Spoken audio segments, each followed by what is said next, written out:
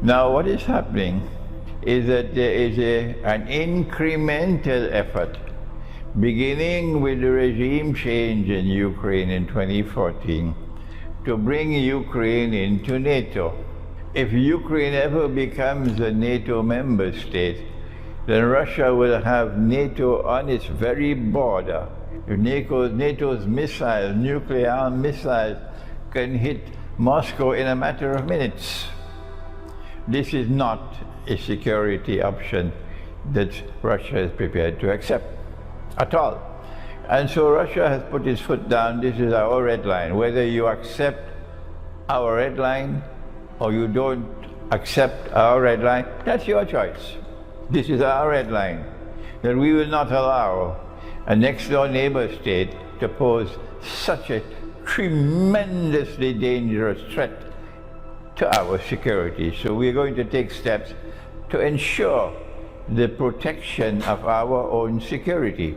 When the Soviet Union wanted to put nuclear-armed missiles in Cuba, the Kennedy administration decided that this was too great a security threat for the United States. And so they put a quarantine around Cuba, that they would not allow any Soviet ships to enter Cuba without being searched, so that no nuclear missiles can be shipped to Cuba. And that was 1962, and the world watched. We were on the brink of nuclear war. Does Cuba have the right?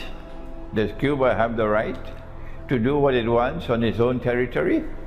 At that time, the United States says, no, Cuba does not have the right to pose a significant threat to the United States. And so the United States intervened, and American ships, the Navy, surrounded Cuba. And the Soviet ships were coming with missiles. And when they almost reached Cuba, and there was going to be confrontation, the Soviet ships turned around and went back home.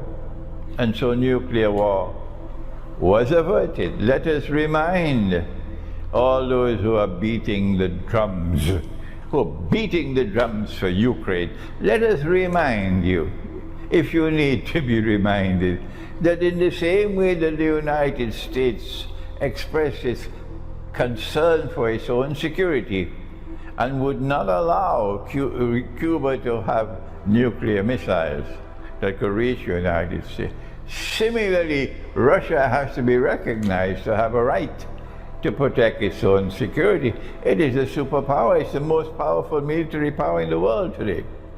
And so that is the moral argument and the political argument for those who say, no, Ukraine has the right to do what Ukraine wants to do. Well, fine. You cross the red line and you see what's going to happen. Russia is not going to back down.